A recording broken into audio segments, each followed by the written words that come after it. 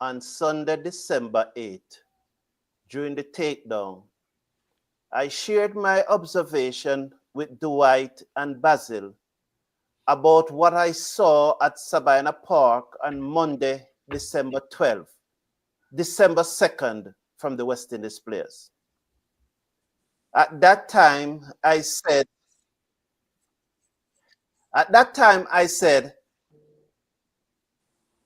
that the players were either not good enough or they have down tool on the coach, Andre Coley. Yesterday, I asked Basil and Dwight again, in particular to Dwight, if he thinks that Andre Coley was being out-coached by Darren Sammy. Earlier this morning, at Cricket West Indies and third quarterly press conference, it was announced that Andre Coley was being replaced by Darren Sammy as coach of the West Indies Test team, making Darren Sammy an all-format coach. He will not only be the coach for all format, but he will also be the selector for all format. According to Darren Sammy then, he thinks that the job will be easier now that he's the selector for all format. Many more information was announced at the press conference, and during this broadcast of the Cricket Forum, we look also at a few of them. I have invited Andre Douglas, Basil Butcher Jr., and Bobby Brown to join me. Hello, everyone. Welcome to the #1 cricket channel in the Caribbean. Gentlemen, good evening and welcome to the show. Good evening, good evening. Evening, Carlton, and good evening to your viewers. Good evening, Carlton. Good evening, Andre, Bobby, and to your viewers. Your passionate viewers, dear Carlton. Thank you very much, Basil. I know that this announcement of Darren Sammy as the head coach for all three formats in West Indies cricket have elicited passionate mixed reactions. Many persons think that Coley should have still remain the coach, and there are all a number of intricacies. Before we go there, however, there are some other announcements that were made today. One such announcement is that Chris Dehring was appointed CEO of Cricket West Indies. I want to congratulate Chris Dehring on his appointment. I think that Chris Dehring has a lot of knowledge in this area, a lot of experience, a man with tremendous skill, and is a good man for the job.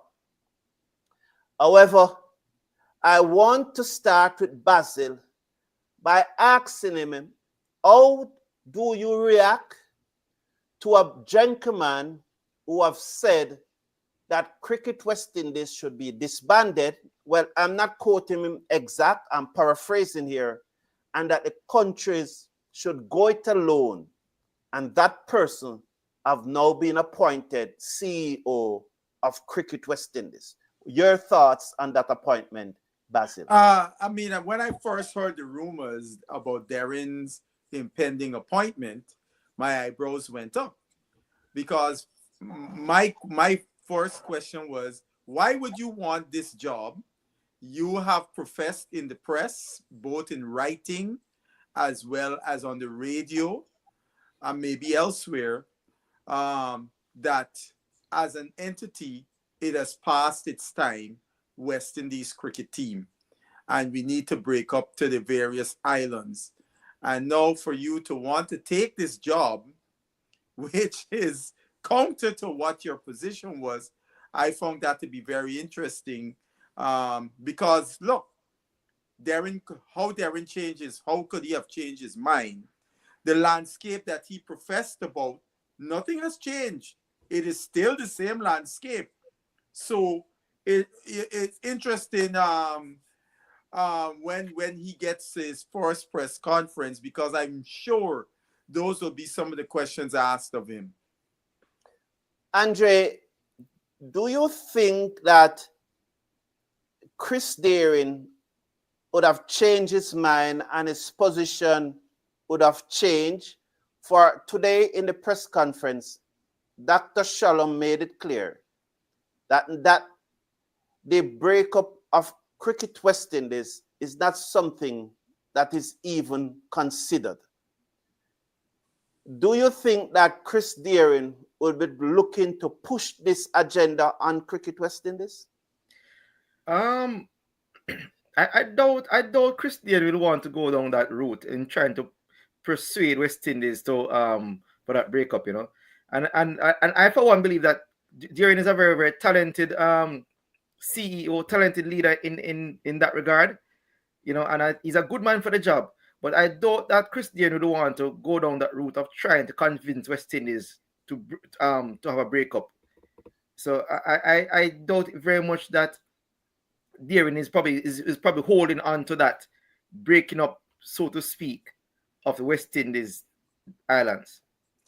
Bobby, would you, and as Andre said that Chris Dehring is very talented in this era, and as I have acknowledged, I also too think that he has tremendous skill, knowledge, experience, and Cricket West Indies will be the better for him being the CEO. But Bobby, would you have employed someone who have publicly stated about the disintegration of the Cricket West Indies? No, I would not. I would not employ somebody like that, because we actually need the opposite. We need somebody to bring us even more closer than further. So I mean, just by that statement, I would not employ him for that reason, for making that statement. Thank you very much. Someone, let me not go there, because let's move on to the next topic. Also, one of the things that was announced at the press conference today was the pending start of a regional T20 cricket tournament in April to May next year, in collaboration with the CPL. For those who don't remember, is that Cricket West Indies cannot start a T20 tournament in our region unless they get the blessing of CPL. From all announcement today, they have gotten that blessing from CPL, and this tournament is set to start next year between April and May. They have not given any details about the age that will play it, or will it be everyone. Basil, is such a tournament will have any impact on us developing our players to a next level when it comes to T20? Or it will be something similar like the regional 4-day tournament, where it's just another tournament and we are not seeing an improvement in the players? I think it's the latter what you said. However, the argument has been that this format is the format where we have not been able to replenish our stores, so to speak, because we don't have a true avenue to expose new talent in the region, because we've been using this emerging players thing in the CPL. We know how that goes. It's a 5 games, they should play, and so on and so forth. And those franchises are not, their vested interest is not the development of West East cricket. So oftentimes, young players who get into those roles, I think it's like 2 of them on each team, don't get enough games. So this tournament is supposed to be one that is going to change that landscape and expose all of those youngsters. The question is this: they'll be playing amongst themselves in the same crappy standard of West Indies cricket. That's what we can't run away from. How my thing is, how the challenge is, how do we raise the standard or quality of cricket in our regional domestic tournaments? And I hope, but based on what I see in the landscape, this will be another along those lines. Because all of us here, we watch the under 19s, we watch the under 17s, we watch the under 15s, and we want to hide our eyes at the quality of cricket we're seeing. I don't see it's going to be much different with the guys that are a little bit older. So that's my position. Thank you. What's your position on it, Bobby? Yeah, like Basil said, I think it would just be another tournament. I don't see it having much value because they'll be playing amongst themselves. So the standard would pretty much be the same. And I think we could have used the resources on something else, because I don't really think that we have a problem in T20. I feel like we just need to get a few things correct, and our T20 team will be back on top. We're what now? Fourth or so? But yeah, I think we'll just be another tournament. I think those resources should have been spent on maybe A team tours or the first class, or even the ODI. We're doing so badly in ODIs. Thank you. Where do you come down on this, Andre? Well, I think for one, the quality will be lacking because even our top T20 players, I doubt it very much that some of those top T20 players will be available because they will be playing at IPL at that point in time. So it's going to be really, really lacking in quality. So I don't think there's a great deal of benefit to be had by such a tournament. Thank you very much. Sticking with you, Andre, and as we talk about tournament, one of the announcements that were made today at the press conference was that each regional board would be funds will be allocated to each regional board for the development of female cricketers. And starting in 2026, they are expecting to commence an under 16 female tournament.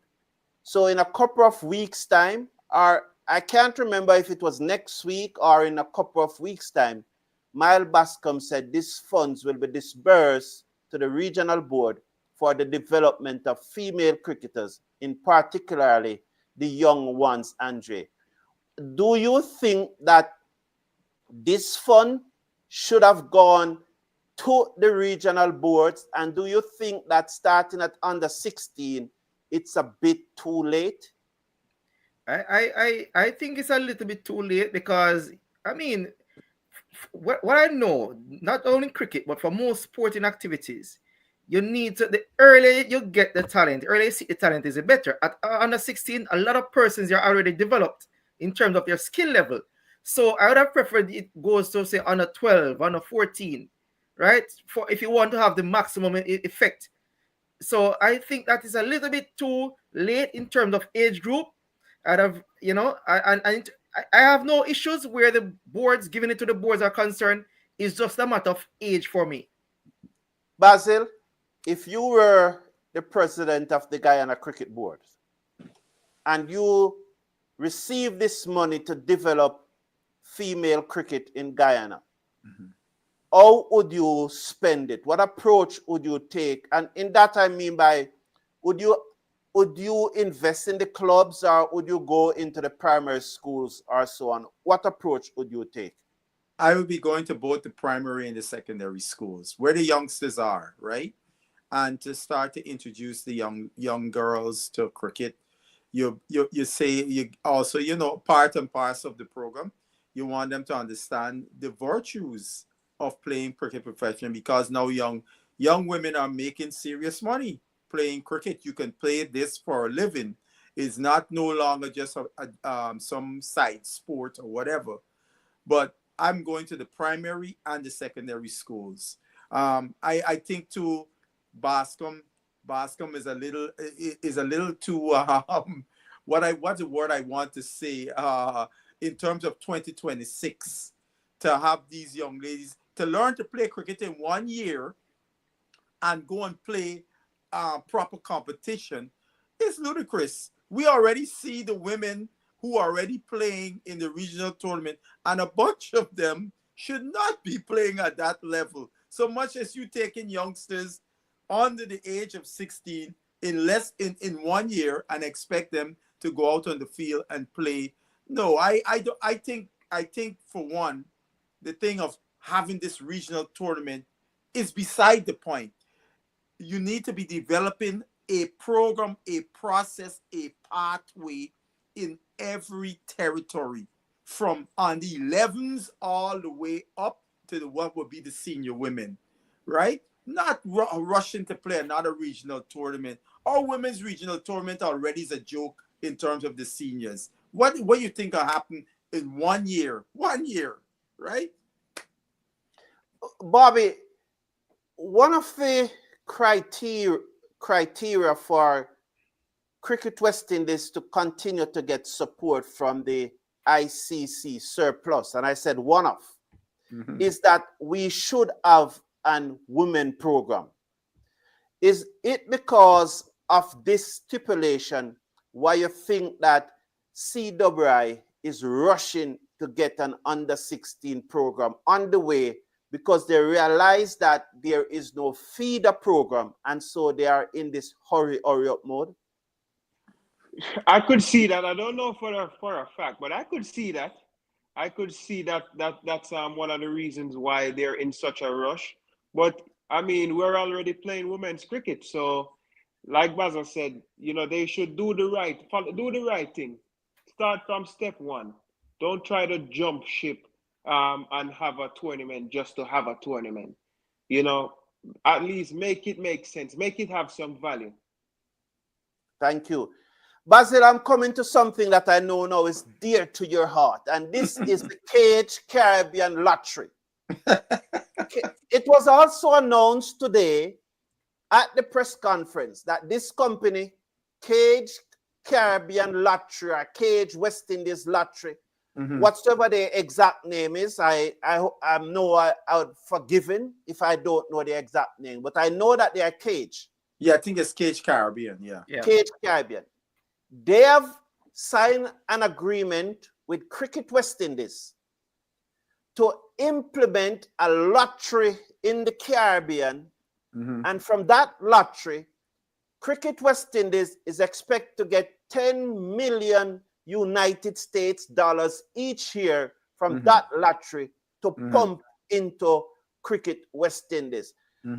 Basil, do you agree with this lottery coming in? The Caribbean is a Christian community. I must tell you that I agree with it right off the bat. I agree with it too. So what are your views on it? Do you think that the $10 million is too small, or it should be more? Because $10 million per year on one hand, it looks like a lot of money, but when it comes to an elite professional sport organization, it's not really a lot of money, but it can do some work. What are your thoughts on this lottery? Starting with Basil, then I go to Bobby, and then to you, Andre, so you can just follow each other. Yeah, it's another stream of income. As many streams of income that you can acquire, we need them, right? Because look, if we get $10 million a year, if that can funnel to proper high performance programs in each territory, right? That would be a big boost. And because the same Cage, that's one of the reasons why BCA is probably the only board in the region that really has an income stream. Everybody else got to hope and pray to get money from wherever it is. But BCA, that Cage, the same Cage, have had a deal in Barbados with this lottery thing, I think since 1998. So Barbados Olympic Association and the BCA are able to draw money from that. So that's why we would see Barbados having several things in terms of their the BCA, the operation team, and all those things that no other franchise in the territory in the region has, and it's because of that income stream. You, Bobby? Yeah, anything that brings in more money, I'm with it. You know, as long as we don't trade any of our cricketing what you say now, as long as we don't lose any cricketers, or it doesn't devalue our cricket, I'm okay with it. More streams of income, we need it right now. So Okay. whatever it is there any trade-off? No, there's not No. any trade-off. In No. fact, it is said that the governments in the Caribbean, Gonna apart make from the 156 million. the governments will earn 156 millions over the 10 years. Cricket West Indies will earn 100 million. So over the 10 years, they will be providing $256 million for both government and Cricket West Indies. And according to Mr. Washington, not Cricket West Indies did not invest even 1 cent in this, in the implementation of this lottery. And it has been talked about for the past 20 years. And finally, it has come to fruition. I'm certainly you agree with it, Andre, don't you? Yeah, most definitely. And kudos to Dr. Shallow and the team for getting such a deal, you know. And I'm sure, you know, although it's a $10 million, it's 10 million that we did not have. Correct. So I'm sure that we'll be able to do something for West Indies cricket. Thank you very much. And that same guy, Carlton, he was at the cricket symposium in April talking about this kind of deal. So I could have seen where it started to crystallize from then. Yes. As I mentioned at the top of the show, because we are I think most persons that are here, while they're glad for the information that we have passed out before, I think this is the reason why most of them are here. As I mentioned at the top of the show, last week I went to Savannah Park. And during the takedown, I asked Basil and Dwight if the players had done tool. I am going to play in particularly Dwight's response to that question when I asked them last week. This is what Dwight had to say. The players are scheming to get rid of Andre Coley. I don't get that sense. I don't get that sense, especially from the core bowlers. I see the bowlers going out and trying really, really hard. And I just think that there are some things that Andre needs, some tough decisions that Andre needs to make to get this team moving forward. But I don't see a mutiny at hand in terms of players underperforming and trying to use that as a scheme to get rid of Andre Coley. But what you asked is a very interesting question. I think Mr. Coley need to understand that right now he has been made the sole selector of the team. He has been made the guy who selects both the test team and the A team, which is a prep unit going into the test team. And everything is set up so that in case this team fails, we can rightly say to Mr. Coley, who's coming up on his second anniversary as coach, Mr. Coley Tata. And Coley needs to now make some strong changes. The first thing I personally believe is that Coley should be harping in the ears of Miles Bascombe.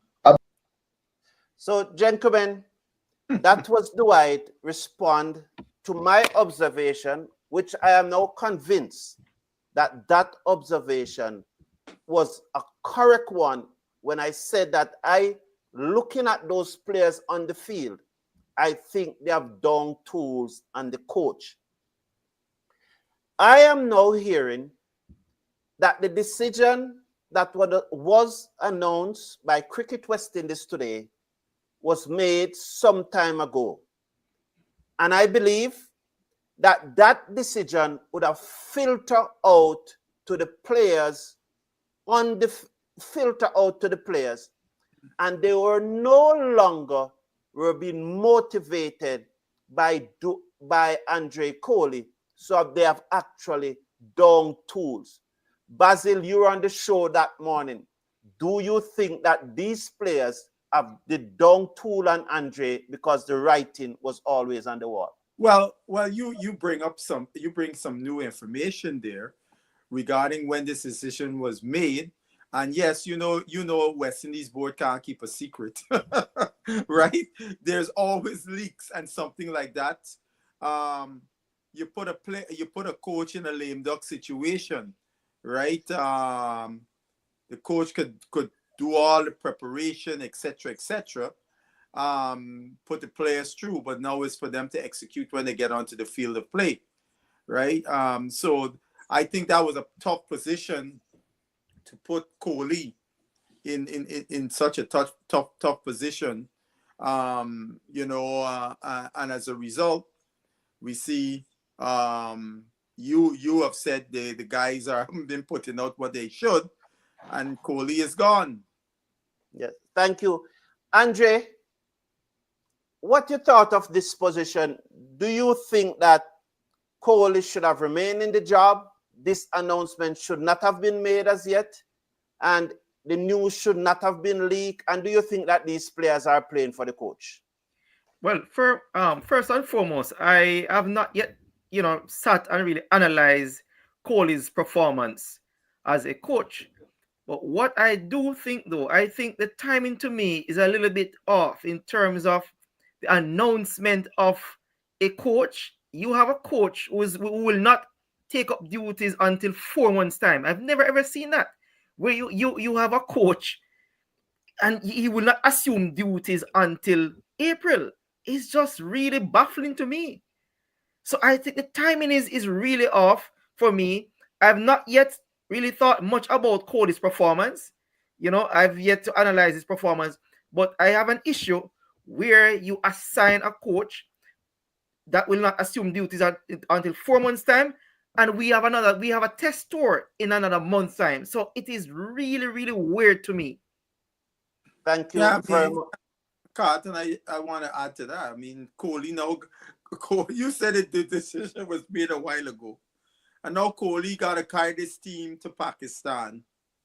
And Basil, that's what I wanted Bobby to respond to. So allow him to respond to it, and then you comment. Yeah, Basil, Bobby, what you think about now the team going to Pakistan? Because I have my own thoughts on it. Go ahead.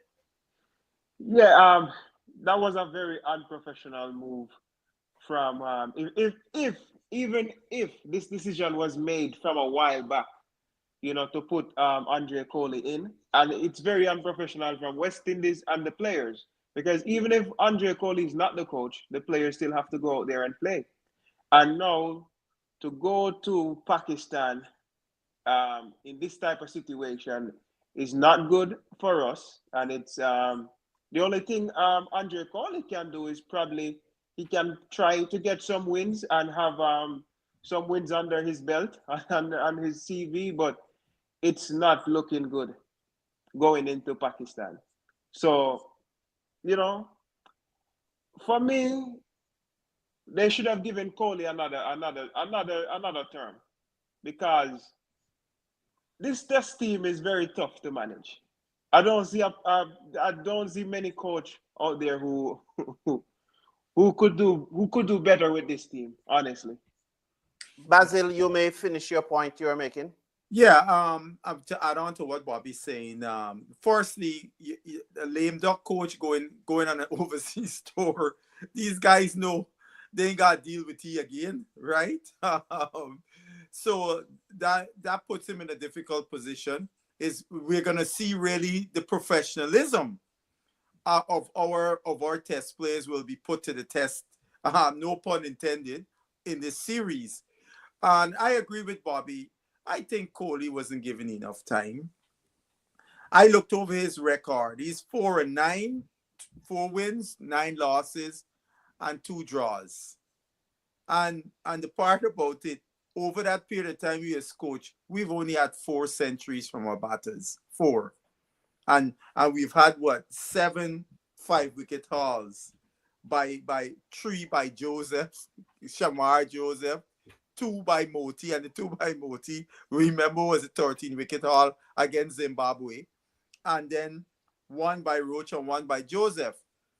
So what it says to me, the coach now gets the blame for a group of players that are just not good enough. I would have said that, Basil, that players perform poorly, but coaches get fired. Exactly. Most persons will agree with me that even before this announcement today, West Indies have a very minimal chance of winning any of the tests in Pakistan. Mm-hmm. With this announcement today, barring rain, you can put your house, your land, your car, and you can sell all of them and put a bet that West Indies is going to lose both test matches within 4 days. These players, they will be expecting a clean slate from Darren Sammy. And if what I saw at Sabina Park and was thinking that they have done tools, you are going to see that for yourself in Pakistan. My position is that Cricket West Indies, since they have made that decision, they should have paid off Coley and installed Darren Sammy immediately as the head coach for the test team. That is my position. I agree 100%, Carlton. What do you think, Andre? I mean, yes, as I said, it's a very weird situation. I've never seen a coach being appointed and you have to wait 4 months to take up duties while another person coach. It just doesn't, it doesn't follow the logics. Yes. It doesn't. Bobby, whether or not you think that Andre Coley should have been displaced of the coach at this time, whether or not you think that his contract should not have been renewed, the Cricket West Indies lack the ruthlessness of an elite international sport organization. What do you think?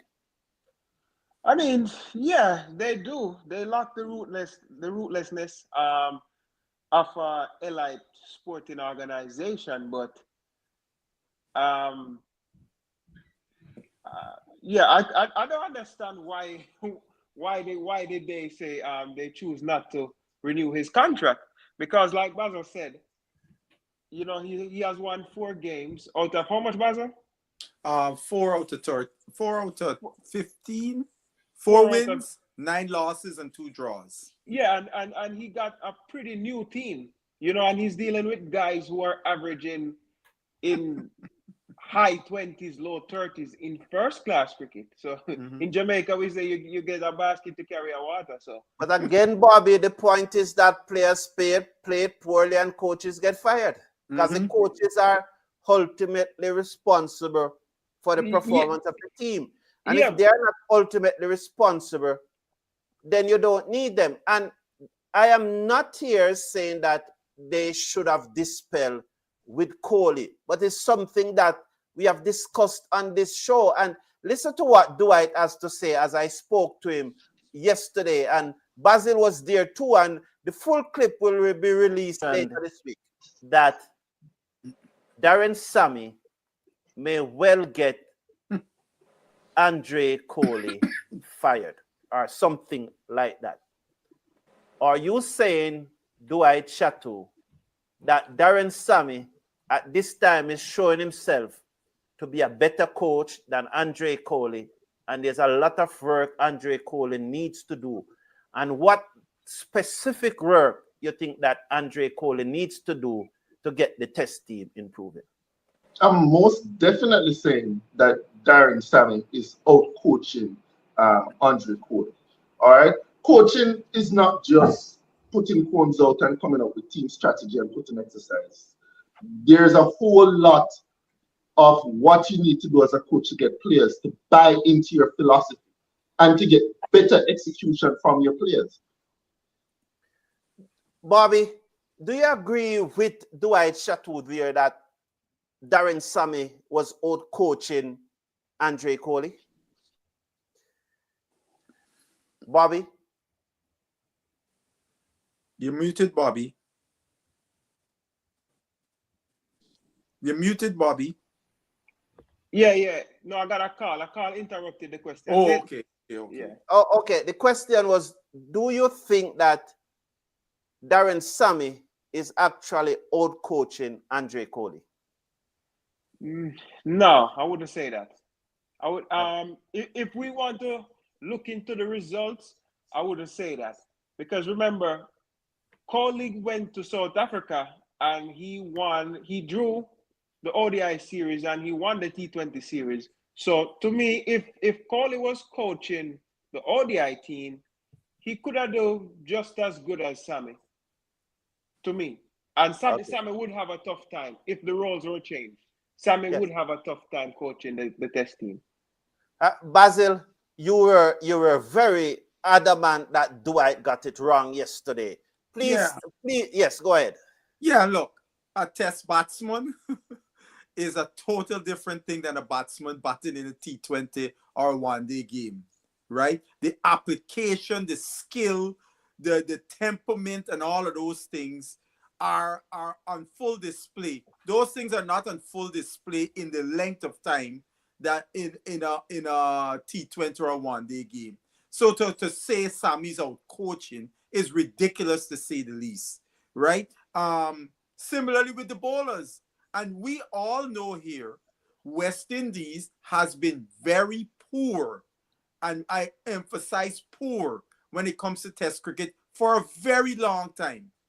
And we do not have a structure that our players can develop to be elite players in Test cricket. Now you hand such players to a coach, and this decision, in my mind, is what you would call, we would say in Guyana, wanting to get blood from stone, right? Coley, you can see with Coley, he was getting these guys slowly but surely, right? And let's put Coley's thing in context. Coley's as when he got the job, he went to South Africa as the interim coach, you remember. South Africa beat us 1-0 in that test series. He beat Zimbabwe 2-0. Well, we ain't counting Zimbabwe, but he still beat them 2-0. Then we went to Australia, and all of us here on this panel swear we was gonna get slaughtered, grind up, spit out, chew out. After the first test, it was going along that way for all of us predicted. And then what happened? Coley got the young guys came together and beat Australia in Australia. And it was a tremendous display. The next series, who we got to play against? England, in England, with none of these guys, for the most part, barring Brathwaite and Holder, has ever played cricket really much in England. Seals did, and Alzari, right? But the batters, I turn from the batting perspective. We get to England and we play one so-called warm-up match, which was against a bunch of guys. 90% of them have never even played a county match. Because I went through the roster and clicking on all of their resumes. And to my surprise, they're first class. You didn't have a single guy in the team that played 10 first class matches. And then you got to throw that team. That team now walks into a test series in English conditions against a very good English attack. We got beat 3-0, right? And now we tied with Bangladesh 1-1, right? I think we played India. We lost 1-0 to India. I think was Coley. South Africa, sorry. We lost to South Africa 1-0, right? Look at the teams that Coley has had to coach up against with such a green team. And this is how you're going to end up. You're going to think, looking at what Sammy did with the one-day team and want to extrapolate that. These are the times where I see Bascombe wanting as a cricket director. There are a bunch of other things I could say about him, but this is one instance again. He has shown himself to be wanting. He can have a degree in graduate, but when it comes to this thing here, developing structures and so on, I will say Bascombe is wanting. Andre, it appears, well, not appears, all three of you are actually saying that Coley should still be the coach, that you think that the decision was a wrong one. 70% of the persons in the community are saying that it was a right decision to sack Coley.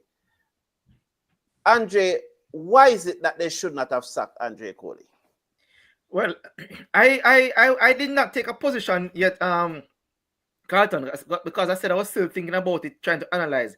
But listen to what Basil said, that I didn't pay much attention in terms of who are the teams that Coley coach against and the players. But just thinking right here and analyzing it, Darren Sammy actually has more experienced players at his disposal. Exactly. He has more quality players at his disposal, right? So when you put that into perspective and against those that Coley has at his disposal, you'd have to give Coley some credit. And indeed, thinking about it now, you'd say that Coley has done well with the little talent that he has and the quality team that he has played. I mean, West Indies have not won in Australia for well over 20 years. And to win that is something big.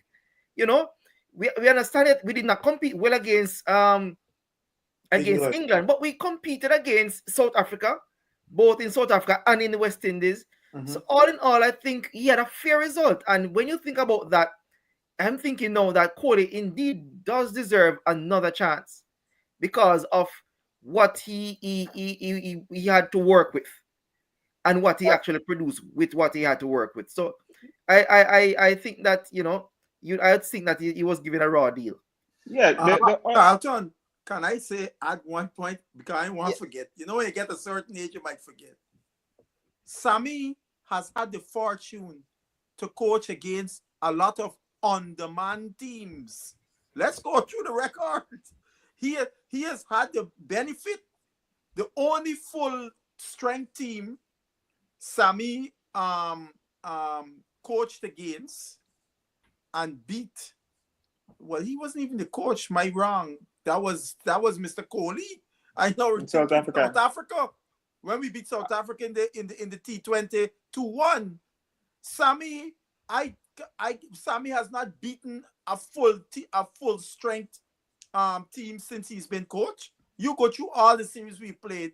We haven't played any full strength teams. When England came, England was going through their experiments. They were trying to put together the team for the World Cup, and then subsequently after, that wasn't their full strength team, right? And if I'm mistaken, England beat us in the T20s too, with not a full strength team, with the Bettels and all of them the other day, right? When we played against South Africa prior to the World Cup, South Africa, probably like 7 or 8 of those guys weren't even in the World Cup squad, right? We beat them. When we played against India, we beat India. You remember India was running men in and out, trying to come up with what would have been their team to the upcoming World Cup. So Sammy has had the benefit of some nice wins. But when this is where, again, the DOC is wanting. You got to look at the quality of wins, who you play, and all those things have to be added up also when you're going to be dealing with changing the coach. Thank you. I agree with you, Andre. Coley, sorry for Mr. Coley. He get a raw deal. Bobby, I hope you remember your point. Go ahead, please. Yeah, no, I was saying the only team that the only fault I can have on Coley is that loss against Bangladesh. But every other team, very tough. We play Australia, full strength. Even when India, full strength. Heck, of course. Everybody, we have to wait to England, full strength. He got some tough test matches, and even though I know you said the responsibility is on the coach, but you still have to give him time, because this is not a team whereas in, let's say now, if like how Gambia has walked into India and it's already prepared team.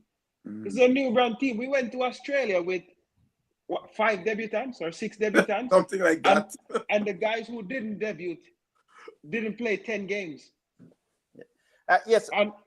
And we were playing against guys who played 50, 60, 70 matches. I reserve my comment about Coley. One, but Dr. Shallow fired Shirley Clark after he failed to win in 7 matches for the Windward Island Cricket Board. He fired him. That time he was the president of the Windward Island Cricket Board. Coley failed to win in 6 test series and he sacked him. I am using that trend and I'm looking what's going to happen to the next coach should such a scenario comes up where the next coach lose 6 consecutive series or fail to win in 6 consecutive series, because this has now shown a clear strength, a clear trend that Dr. Shallow is a man who's about winning, and if the coach is not winning, you have to go. So that's what I'm looking at. He fires you if you are not winning. So let's see what will happen. But Jason Humphrey was saying that he was at the match last night and it was very poor. What do you think, gentlemen? The top order was very poor. I don't know what they were doing out there. The top order was very poor. Powell and Shepherd tried to bring it back as close as possible, but the top order got to get their acts together. People like Fletcher, who got a last chance, not taking it. So I mean, they got to get it. I mean, when I saw Fletcher, sometimes I feel sorry for Fletcher, because when I see him, I'm like, wow, what is Fletcher doing? He's a nice guy, but his time has passed. He has gotten a chance, didn't take it. It's better if Casey Carty had played. I know Casey Carty wouldn't let us down like that. Yeah. Just let us do one person per question, or else we might never get through. So take this one, Andre. Do you think that the players should earn by performance? Not today. Not today. Earn as performance. The player would not. That means they would have broke players. They wouldn't be earning any money. If that's the case. I mean, what you could have is incentive if they perform pretty well, But to earn as they perform, I think that's a very tough one. But give incentive for outstanding performances. Let me tell you my take on this. I think that performance-based pay is a very good thing. My take on it, though, it is not from match to match. It's from year to year. So just for example's sake, if in 2024 you average 40 playing T20 for West Indies, now you will get a pay for 2025 based on the fact that in 2024 you have averaged 40. And if your average was 20, you're going to get less than the man who averaged 40. So that would be my take on it. What do you think, Basil? Yeah, I think you have a base salary, right? And as Andre said, based on your performance, you will get, and if your performances do up a certain level 1 year, the next year your contract gets a bump up as a result. Yeah. No, because you see what this guy doesn't realize. People gotta realize athletes are entertainers. They're part of the entertainment business. TV rights is what generate the money. The people sign a contract, say we're gonna pay you X amount. The players gotta get X amount, right? The board or whomever can't just do that because the product is the players. So they have to give them X amount and then they could have incentives. But would you pay the same price for a bread that isn't baked properly as the one that baked properly? No, of course not. You're paying guys based on their performance. So if a guy average, even right now with West Indies regional cricket, before Skerritt and them came into office, the territorial boards would arbitrarily decide you get an A contract, you get a B, and the rest of y'all get C. Because West Indies board was giving them blanket 25,000 US a month to pay players' salaries. So certain men in the territorial boards say, all right, well, here, this is how we gonna hold on some of this money. We're gonna make most of the guys see contract and so on. Scare them coming and say, no. If I average 50, I is a contract. If I average 40, I'm just calling out numbers. Yes. I'm a B and C. So nobody could arbitrarily decide I am a A or B or C. What do you think Selman mean here, Bobby? I'm trying to understand. I don't understand. That's a serious thing Selwyn's saying there. Yeah, I'm wondering if if he's alluding to the CEO, the now appointed CEO. I don't know, but you know. Yeah, okay. The human being said they said the same thing when Kerry Packer broke up cricket, but it revolutionized West Indies cricket. What is he talking about in the context of Kerry Packer broke up cricket? Where is he talking about? Because Kerry Packer never broke up cricket, human being. Let me just explain what happened. Kerry Packer owned, you know what, Channel 9 in Australia? That is Kerry Packer's own. Kerry Packer wanted to televise Australia Test cricket, right?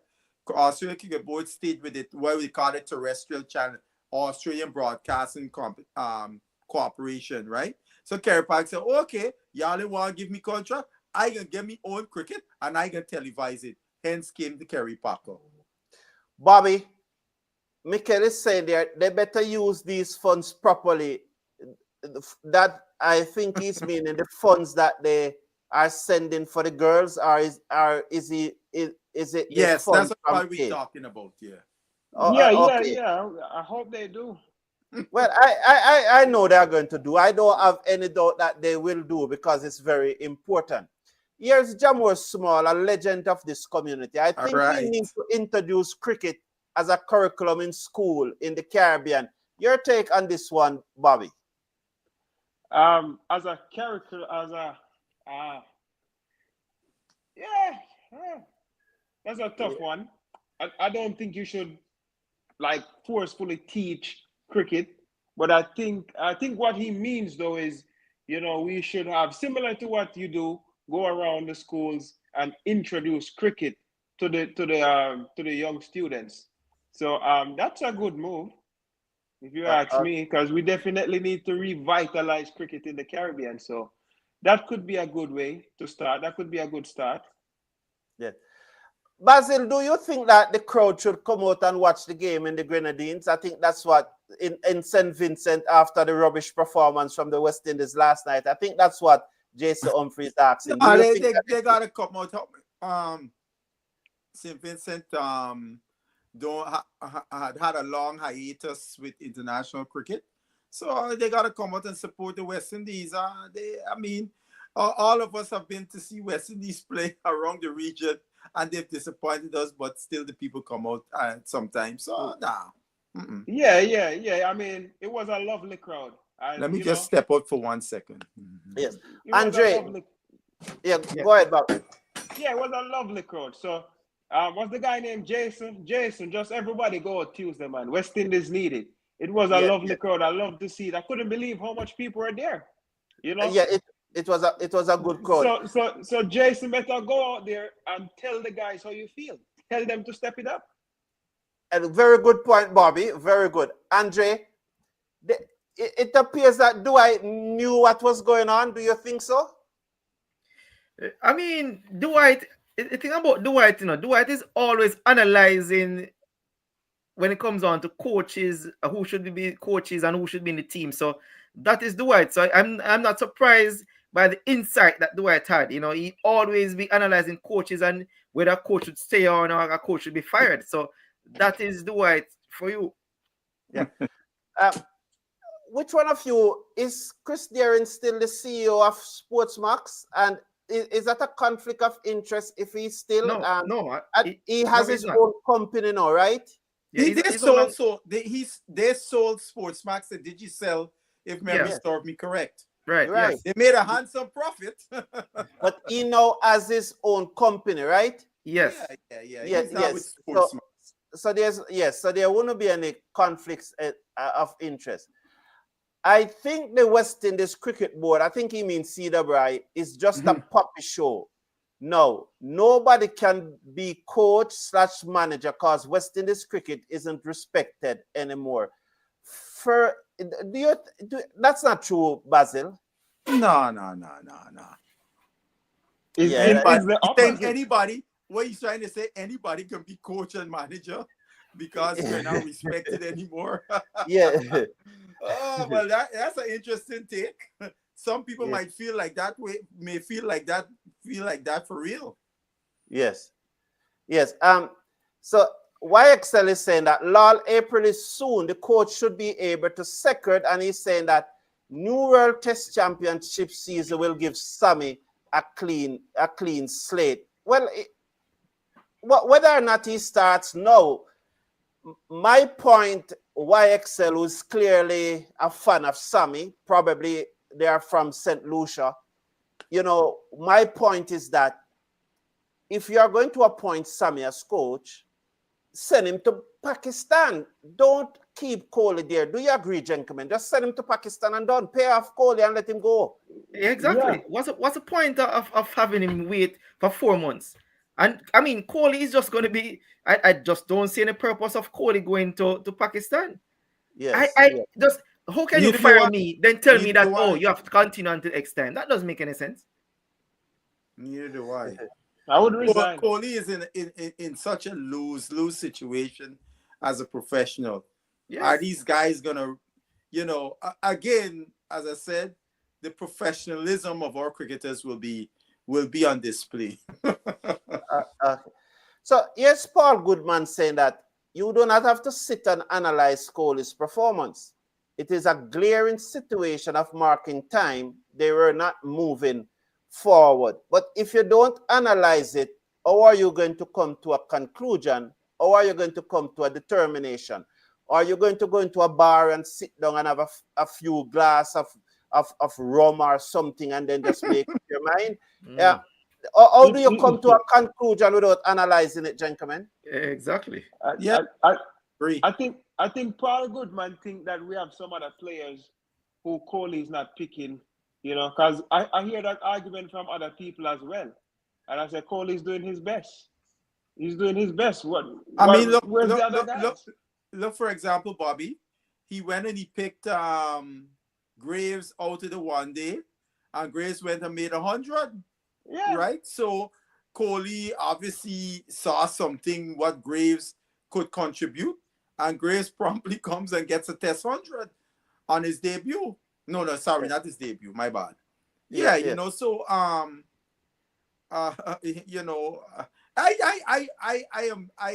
feel sorry for Coley that I feel he get a raw deal again. I'm repeating.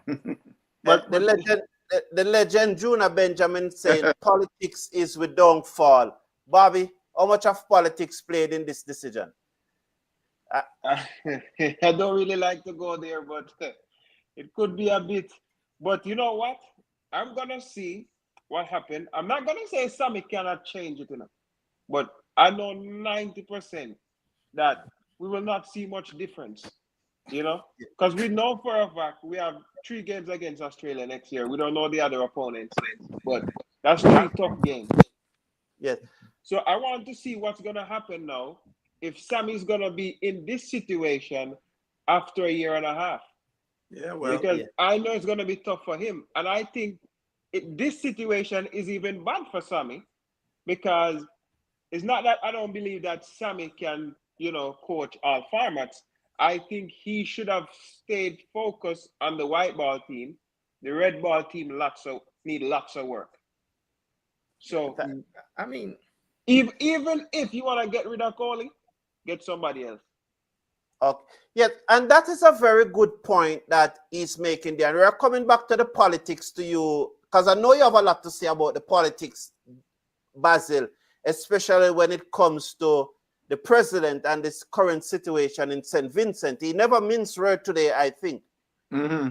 And that's a solid point you're making there, Bobby, that even if you decided to you have decided to get rid of Andre Coley, but to appoint Darren Sammy now, it's a change in policy direction from a direction in which you were 2 years ago when Phil Simon was the all-format coach, and you changed that policy direction, and after 2 years, you never gave it a chance to work. You know, switch back to one coach being the all-format coach. And I agree with you, Bobby. Darren Sammy should have stick to the white ball team. He should have turned down this contract, and we should have get somebody else for the test team, since they have decided not to go with Andre Coley. Do you think there's a lot of politics at play here, Basil? I can't say in terms of the appointment. There's always politics. I read where Shallows was made a comment about regarding the situation with the Barbados and the Guyana board not coming to the meeting, asking what the prime minister calling for the prime minister president of the respective countries to what they would have to say about this or something along those lines. And right there is it just smacks of politics, because why you call y'all have a situation with y'all governance, bringing the governance and so on. And today he says something, and to me the report is inquisitive. Oh yes, Mayor Motley and them said they support everybody said about governance, but if you get to the nitty-gritty, why is this governance being piecemeal? I have yet to hear an intelligent answer to that question. Why you can't make a full transformation of the structure rather than coming piecemeal? Because what I'm saying, you bringing in these piecemeal things that coming into already contaminated structure. How are they going to work in a contaminated structure? That's my question. Thank you.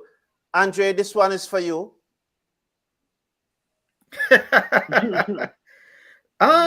Django, congratulations to Django, you know. The last time I saw Django played in the CPL, Django was really, really poor. Django had a strike rate of something like 80-something in the CPL. But credit to Django. He went back and he did a lot of work on his game. And to the fact that Django, as a debutant in ODIs, he has the fastest century in terms of balls in ODI. So lots of credit to Django. Well done, Django. Big up, Christopher. Thank you very much, Andre. Bobby, first start is saying, I want to see a man who is brave enough to drop players like Brathwaite, who has been underperforming for about 3 series in a row. How do you respond to what he's saying there? So he said he wanted to see the man who is brave enough to drop Brathwaite. So I think he's basically saying that Andre Coley is not brave enough to drop Brathwaite, but not Phil Simon, but Darren Sammy will be brave enough to do it. So he wants to see that man. I don't think it has anything to do with bravery. I mean, I think Brathwaite has enough stocks and enough credits. So I don't see the coach that will come in and drop Brathwaite. If he gets dropped, I think the coach will just say, you know, we're moving on from you and you're not going to play again. But I don't think it's an issue of bravery. Yeah. He's your most experienced player. So. Thank you very much. So here, I'm going through some comment here. What has Sammy done to earn this role, Basil? He is the winning captain of 2 World Cup teams. What has he done to earn this role, Andre? Sammy is a very likable chap, you know, and he's a fellow who's always, you know, the one they say who is probably a good man manager, so to speak. You know, he gets along well with just about all the players. So, you know, and I guess he's very close to those in authority in Cricket West Indies, you know. Never forget the fact that he's from the same neck of the woods that they are from. So you think that there is some, what's the word for it? Nepotism? Nepotism? Yes. I can never ever rule that out, you know. The fact that Miles Bascombe... No, but don't you think, because whenever I heard that, you know, if I am a CEO, if I'm the president of Cricket West Indies, I want the coach who I want, because he is the man who is actually preparing the product, selling the product. So I think I should get the man I want. I don't want to get a man to poison the bread. I want the man who I trust is going to break the bread properly. So I don't see it as nepotism, gentlemen. Bobby, do you see it? No. You said something. Go ahead, Bobby. No. I don't see that nepotism. All right. So Rowan Perry saying West Indies fans and just about everyone else wants results. It seems like Sammy is the man to give results that please the fans. Is any truth in that, Basil? Sam, what he said? West Indies. Well, what results does he mean? Sammy had a lot of talks. Sammy had a lot of talks about the World Cup. What happened to that? It ended in a dud, right? So I mean, Sammy's a guy. He has a lot of talks, you know, and so on and so forth. You know what I mean? As I say, to use a quote from a friend of mine, talks is cheap, right? I want to see results, because if you're talking about results, let's see the results against the big teams. Thank you. And Andre, West Indies delight in rewarding mediocrity. Do you agree? Disappointment means we will firmly remain in the lowest rungs of all formats. Do you agree? I mean, I wouldn't say that we will remain in the doldrum as a result of this appointment, because I think that we have a myriad of problems, and I don't think this is the biggest problem that we have. So I don't think the appointment of a coach is what would cause us to be still in doldrums. So, you know, although I might have issues with the way it is done, I don't think that the appointment of Sammy is what is going to be causing us to remain at the bottom of the ladder. Okay, thank you. Bobby, the West Indies test batsmen need psychological, mental development, especially since there is not much high-grade talent in the mix. But Cricket West Indies have this facility available to them. So is this excuse? Yeah, it's excuse. I mean, the players just need to have more ambition, and they need to take personal responsibility. You know, they need to have ambition to be the best, and not just ambition to say, okay, I'm playing for West Indies, I'm here now, you know, and I'm content with this. They need more ambition and personal responsibility. Yes. Basil, this one is right up your alley. You have been saying this all evening. What is the success you are talking about? We are still 10th rank. Yeah. All they're talking about is where we are in terms of the T20. And I have told people, all due respect, those rankings are not really reflective of the strength of our team, because we have primarily beaten teams that are not full strength, right? So, which has propelled us, and because all of those teams that we beat are higher ranking teams than us, whether it's India, England, South Africa, all of that helped us propel us high. Okay. Cricket West Indies should also be looking to include areas such as the Cayman Islands, Bahamas, Belize, instead of disbanding and going their individual ways. But Stephen Roach, I don't think anyone, the new CEO did said that, but we don't think it is going to happen. And as I explained to you right now, all those three countries are included in the sub-American qualifiers for the T20 World Cup. Would you see them ever coming across to the West Indies, Andre? I don't think so. I don't think the culture. Listen, culture is a very big thing in sports, you know. And those countries, you know, I've lived in the Bahamas for one. Those countries, very few persons in those countries even have an understanding of the game. And if you have an to try to develop the culture, I think it's a very, very difficult task. I just don't see that where they should ever be included right at this point in time. Bobby, Coley should resign. I think Dr. Doom and Gloom, the reason why Coley will not resign is that if he resigns, he will give up 4-month wages. So I think he's going to tough it out and said, you know, I'm just going to collect this money and go to to Pakistan. Do you think that's what he's doing, Bobby? Because he's not going to give up 4-month wages. That's probably close to $50,000. Yeah. He's not gonna give it up, and I would not advise him to give it up because then he'll be in a lose situation. Yeah. So I don't. You just go there, Be professional. Be professional. Go there, try to do your best, and you're still gonna be a coach after this. So. Yes, I think so. Yeah, but just to go back on the other question, where the other guy was saying West Indies should include other nations in the Caribbean, and me and you have talked about this, and I believe so too. And for one reason, about 2 years ago, I had a friend. He has a son in Belize, and there was a teacher, and the teacher was gonna bring his son back, and he saw me watching West Indies, and he was like, "Yeah, we in not Belize. What's that country? It's a very small country, Bermuda." Yes. And he was telling me, yeah, they support West Indies over there in Bermuda. Yeah, Bermudans, West Indies is their team. Yeah, he told me West Indies, and they have an international team. And he said, so even though Bahamas and those other teams have a team, they're never really gonna play big international cricket. So West Indies could be their team. They're all ICC associate teams or affiliate. They're part of the Americas region.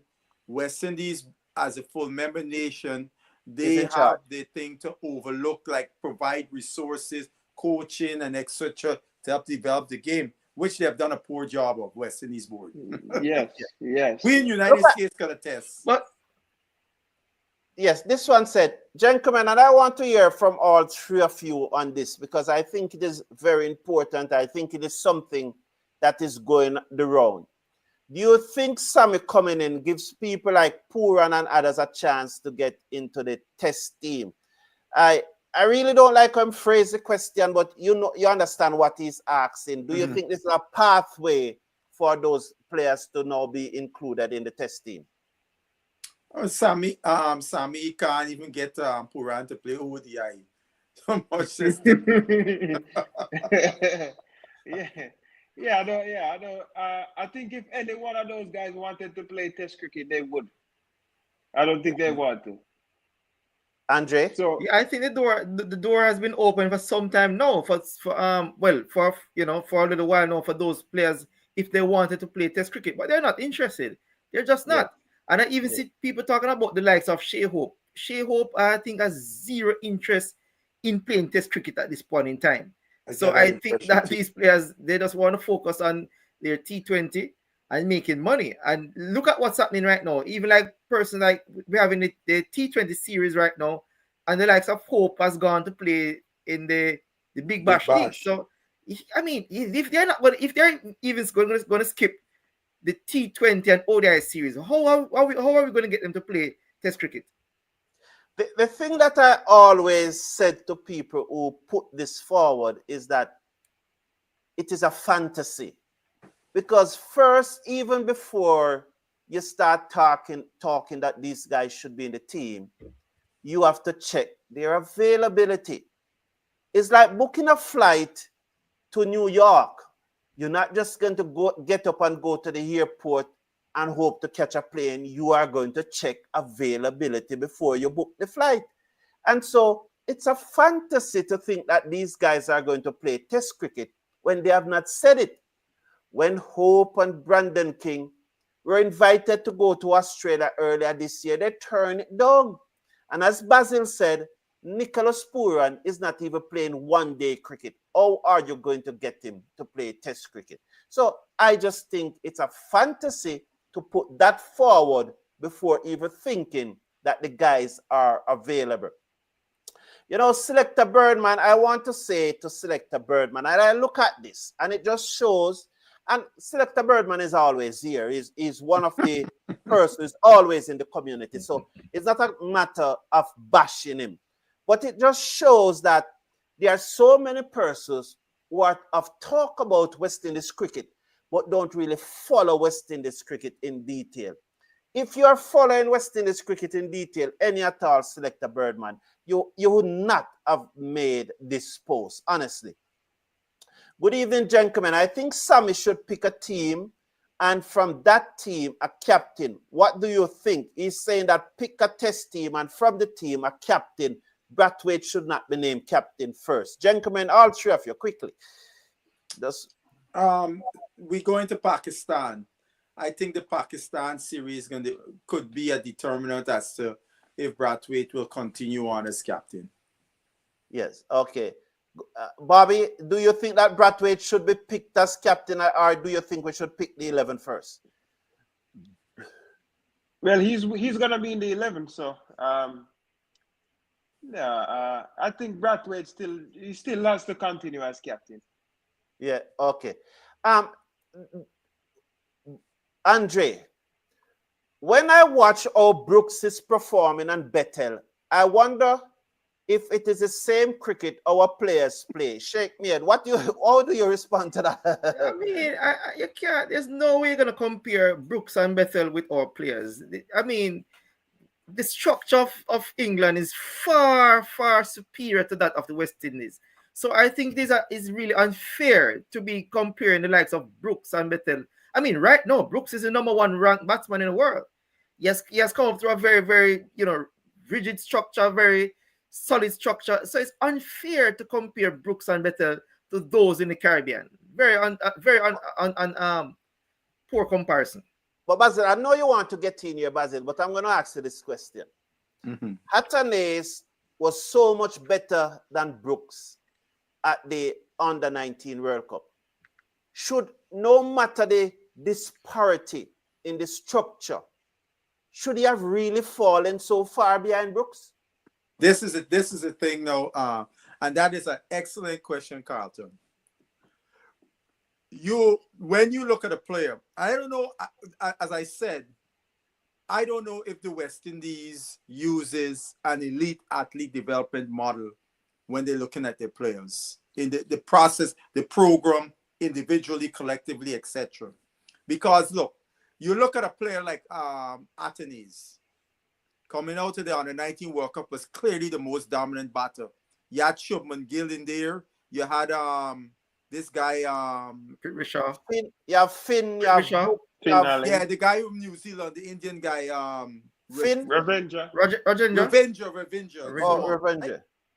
No, you would have a bunch of boxes that you say to be an elite player, consistent player. These are the different boxes you got to take off, whether it's skill, temperament, and so on and so forth. So what you're supposed to do now, you got to, regardless of the crappy structure we got, you have to make sure you're going to be putting Mr. Atenes in those positions to develop A, B, C, D going up the ladder. We don't do that. Because, you know what, I will say this, and I'm going to say this openly. I've said it before. I don't think most of our coaches have a clue how to develop an elite player. But Basil and Bobby, come in here, because I don't want the conversation to just between Basil and I. So come in here, Bobby, and I want you to react to what Basil said. And I agree with what Basil said, However, what about the personal responsibility of the player? What about YouTube and the player taking personal responsibility to develop that game? Yeah, the player, ultimately decides, his fate. And I agree with Basil. There are certain things that West Indies can do to help a player. Because, for instance, if you're playing against low standard, you're not gonna really understand what it feels like to play against a higher level of people. But Atenes, on the other hand, he's not completely dominating, our first class system. Whereas you say, if he was dominating it now, and then there's no more quality, and when he reach higher quality, he fails. So that's not happening. So he still needs to take a bit of responsibility, and not just him. Most of our guys, they need to take responsibility. We're living in a day and age, like you say, where we have YouTube, where, I don't know if he has Brian Lara's number, but he probably can call Brian Lara and say, hey, what I did wrong. Could you tell me, what I did wrong? You don't have to wait on somebody to call you and say, hey, Athanaze, you're not doing this, you're not doing that. You go out there, your score. Yeah. And saying that too, I know that these senior players are not going to call these younger guys, because Basil will tell you that Andy Roberts have said it repeatedly that he want to work with Isa Thorne, and Isa Thorne have never reached out to Andy Roberts. So what more can he do? I know this one on the screen, Basil, is your pet peeve, but I need to get Andre in with a few words, and then you. Yes. We do not have a coaching problem, said Clinton Marshall. Let's get back to our club cricket, where cricketing skills are developed. This is something that Basil have always pounded, Andre. What's your take on it? We do not have a coaching problem. What? Yes. I wouldn't say that we don't have a coaching problem. I think we probably don't have enough of or better coaches at the lower levels, at the school levels, at the club level. I don't even know what the coaching really is like at the club level anymore, or at school cricket. Well, I've heard in Jamaica in the past that, that a lot of high school, they can't find enough coaches. A lot of persons not going to GC Foster College to train as cricket coaches. So I think there is a problem in terms of getting qualified coaches at the lower level, which is very, very important. So I'm not going to say that there's not a problem in terms of coaches. There is a problem in terms of coaches at the lower level. In fact, what I would say is that I think that I'm always of the opinion that the coaching at the senior level is not as important to me as coaching at the lower level. In fact, I don't care too much about so much coaching at the senior level, but is coaching at the lower level, at the high school level, at the club level. That is where coaching is of paramount importance, and that is where I think we are lacking. Basil, you have said a lot about that, Basil, so I know where your head spaces are, and the viewers know. But this one, Basil, Coley is one of the best coaches in the region. I believe so too. I think he's probably the best when it comes to details, and paying attention to details. I think Coley has that part. Your best coaches are better utilized at the lower level.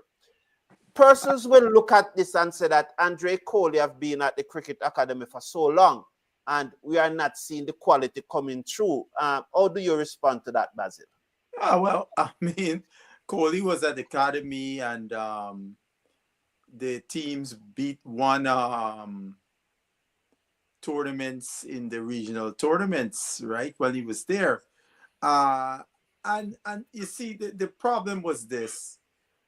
Coley guys come to the academy at that time. They came for a couple of months, and then they went back to their respective territories. What support do they have in their respective territories to continue the development? That's the question. Now they say the academy now is a full living thing. The guys living in Antigua for the whole year, or whatever the case may be. Let's see how that develops as we move forward.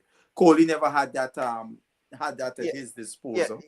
Yes, I know Coley is a very good coach. I know that. This is very interesting. I listen to him talk, and I mean, when it comes from a coaching perspective, he's way more impressive in his articulation of what is needed and all the things and so on. Way more than Mr. Sammy. Yeah, and I want to say something about Coley too, and this may be controversial, but let me leave it. I want all three of you to respond to this gentleman. I don't want to be controversial. And Dre said, is it too much for Darren Sammy to be the selector and coach of all three teams? Is it too much, gentlemen? This is gonna be a test. Sammy feels he's up to doing it. So as I say, I have my popcorn out and I'm observing the proceedings. Bobby, your thoughts? Yeah, like Basil said, this is gonna be interesting. I think it's too much. I think it's too much. I think, for the test team is just so hard to get back us on track. So I think is too much alongside with the ODI team, even though, we have seen improvements in the ODI team. T20, I think we were always there. We just needed a few things to twitch.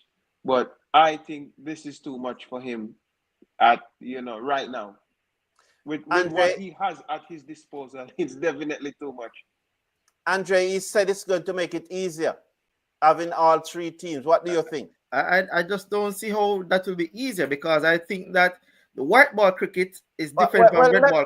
Just a minute before you can let me clarify that. Him saying that in able to manage the workload of the player, he being in charge of all three teams will be easier. Go ahead, Andre. Managing the workload I just think that it's quite. I think he probably will be overwhelmed by the amount of work when he actually gets in it, because I think that managing red ball from white ball is quite different. I think it's a different skill set that is required, because it's a different format of the game, the white ball from the red. So, and plus being a selector, I think it's a very, very mammoth task, and it's going to be very interesting to see how he actually takes on this task. So is he gonna give up his job in Pakistan? Well, that's a good question. That's a very good question. Well, one of the things that they said today at the press conference is that we know how to get in touch with them, and they're always available for interviews. So I'm gonna try and see if they will come, especially on the takedown on a Sunday. They probably have time, and so they will come and face Basil and Dwight and I.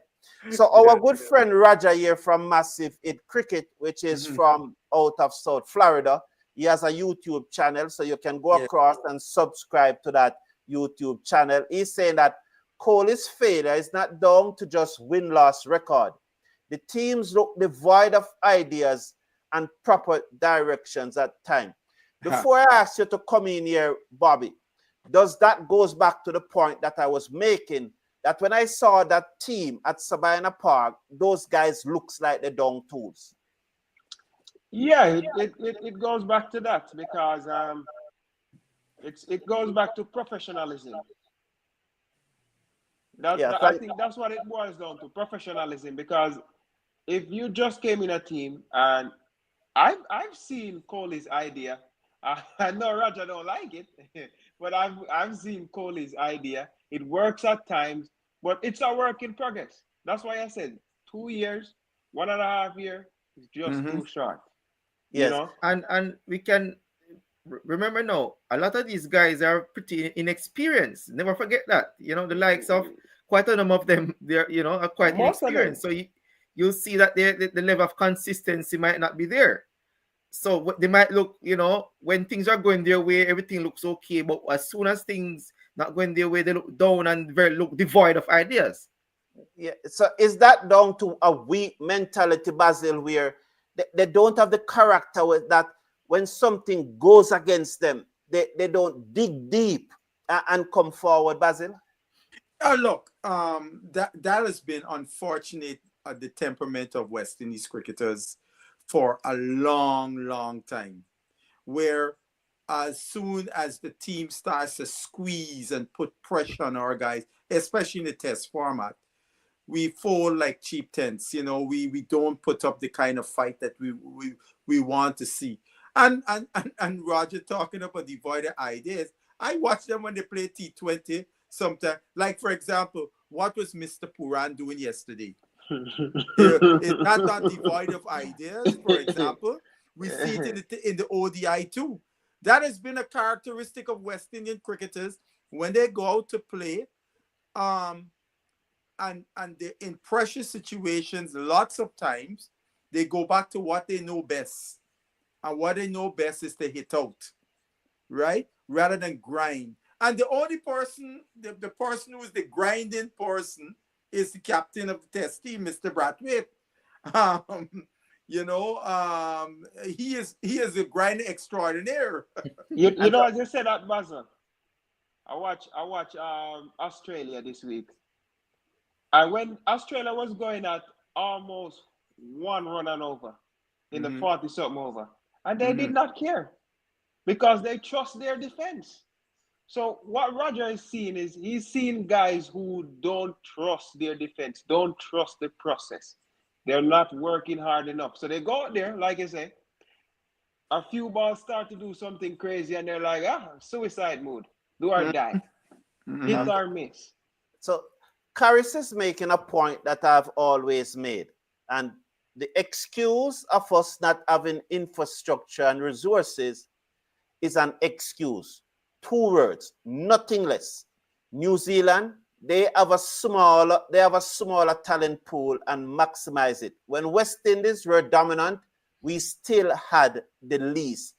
Gentlemen, I want to thank you for being here. I'm going to ask you for your final comment. I'm just going to say before you made your final comment is that the news is that Darren Sammy, it was announced today that Darren Sammy is now the all-format coach for the West Indies cricket team, meaning come after West Indies play those 2 test matches in Pakistan, Darren Sammy will also take over as the head coach of the test team.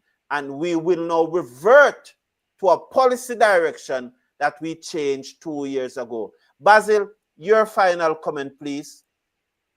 Look, Sammy is now the 3 format coach. Let's see how it goes. I've continued to say, the jury is out in terms of Sammy as a coach. So my jury still remains out. I wish Mr. Dehring all the best because he has all the capabilities of a CEO. He has been around in the business world and understand a lot of the nuances that is necessary in this current landscape. So all the best to Mr. Dehring in his new role as CEO. And we want to see how this governance thing plays out in the best interest of West Indies cricket. And that's all I have to say. Thank you very much, Basil. Andre, your final comment. Is that what was a pleasure having you this evening after a long while, sir? Yes, thanks indeed. No, yes, Darren Sam is a very likable person. He won 2 World Cup for the West Indies in a T20 version. A lot of persons seem to get along well, and he seemed to be a good man manager. Although I was a bit skeptical, and I don't think I fully appreciate the actual process, how they went about doing things. I still wish him the best, and I wish the team, all the best going forward.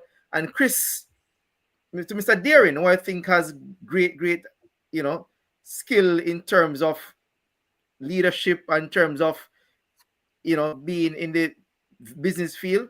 I hope that he will come and he will, just execute to the best of his abilities as we take West Indies cricket forward. Thank you very much, Bobby. Yeah, I hope the new appointees know what they're doing, even though Sammy's not new. He's been there. And I don't want anybody to get the impression that I don't like Sammy. I like Sammy. I just think that this is a bit too much for him. But, let's see what the future brings. I hope the best for him because if he does well, West Indies does well. Same goes for Mr. Dehring. I hope he comes with some new, fresh ideas, and we can see West Indies progress to being the great cricket nation it was again and dominate the world. So that's all I have to say for today. Very interesting times of these appointees. So let's just see. Yeah, thank you very much. I hope that the lottery that Mr. Washington Group, Cage Caribbean is putting in place, where they will be funding Cricket West Indies at $10 million per year for the next 10 years. It's a 20 years agreement that they have with Cricket West Indies, and it is expected that for the first 10 years, West Indies will earn $100 million from this lottery. We look forward to that income flow coming into West Indies cricket, and by getting that income, there will be recurring expenses that income will allow West Indies to take care of. And we hope this will develop our cricket even more. the upcoming T20 League that should start in April. I hope it's another case, it's not another case of another regional tournament where the standard remains so low and there is no improvement. I look forward to that tournament with great anticipation and hope that it will be a success. The investment in our young girls is a welcome initiative by Cricket West Indies, and I applaud them for this initiative. And I certainly hope that the young ladies all over the region, in our primary schools and in our high schools, will look at the stars like Dehring, who yesterday earned over $205,000 to play less than a month of cricket. We hope that these girls will see that playing cricket is a pathway to a professional existence. I wish Chris Dehring well. I think that he's a good man for the job. I think he has excellent skills, excellent talents, and we welcome his appointment. He will be closely scrutinized, however, because he said not too long ago that he thinks that the region should be disbanded and every territory goes it alone.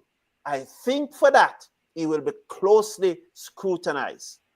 And Darren Sammy, I do not agree with his appointment as an all-format coach, but it is done.